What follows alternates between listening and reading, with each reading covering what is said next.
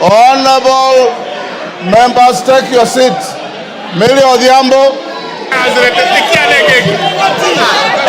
Thank you, honorable members. Order.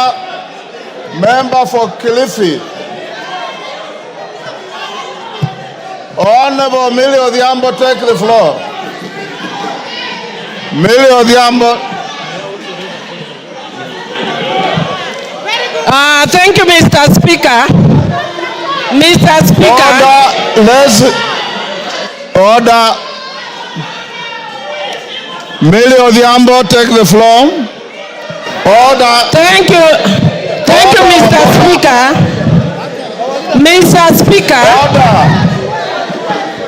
Mr. Speaker, I rise under Standing Order 19A and 20. Mr. Speaker. Hold on, Millie. Honorable members, can we hear Millie Odhiambo? Order, Anjala. Order.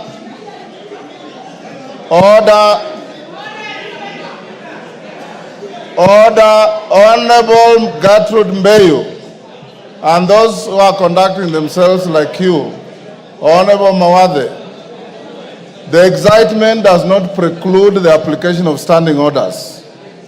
And if I see you getting rowdy again, I'll request you to leave the chamber. Millie Odhiambo. Order. Thank you, Mr. Speaker. Mr. Speaker, I stand under Standing Order 19A and Standing Order 20. Mr. Speaker, and in furtherance of a recent decision by the High Court HTC number E202 of 2023, Kenneth Njagi Njiru and 11 others versus the National Assembly of Kenya and others. Mr. Speaker, I will not go to the demerits and merits of that matter. I will go to what the court concluded, which is that the Azimio side is the majority.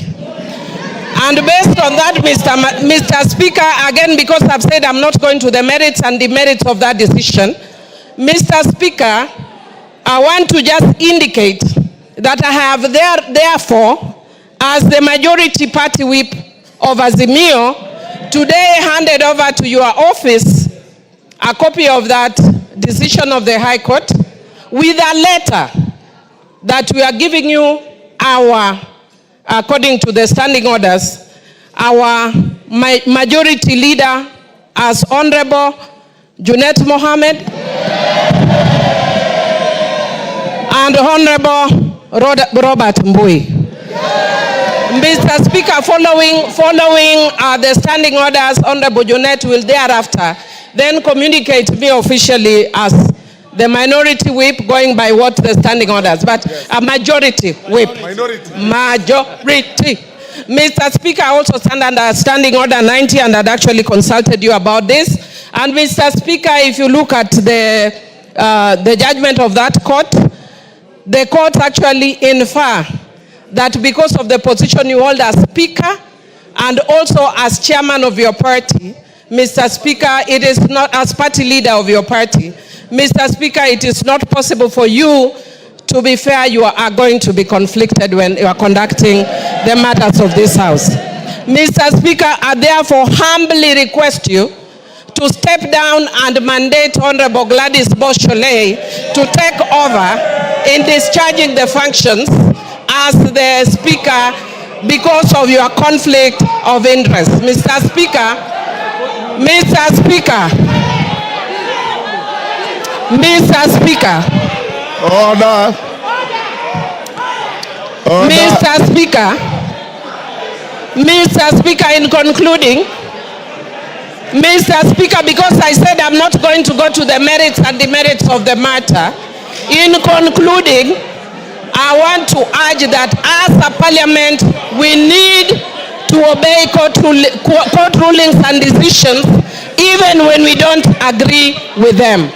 And Mr. Speaker, I also just want to indicate that you can see my two colleagues are standing next to me.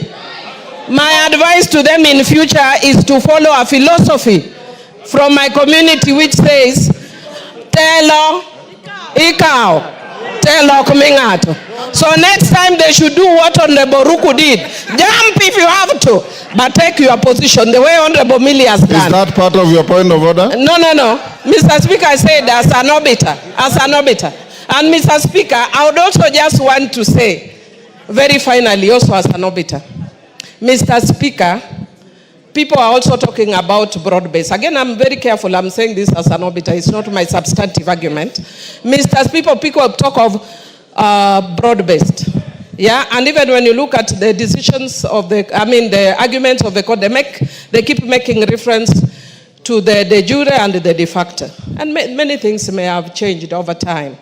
And Mr. Speaker, I'd want to say that actually if you look at this side of the house today, we are seeing broad, Mr. Speaker. Mr. Speaker, if we want to see good faith, we want to see if it is also based. It is broad. But based, whether it is based will depend on the decision going forward. Otherwise, we will be told by the court it is hot hair, this broad base is hot hair, wild goose chase, and all those other things, Mr. Speaker. Thank you, Mr. Speaker. I move. Order, members. Order, members. Maintain your silence. Millie Odhiambo has raised 2 points. One I'll dispose of very quickly, and the other I will allow the House some latitude. As to whether the Speaker, yours truly,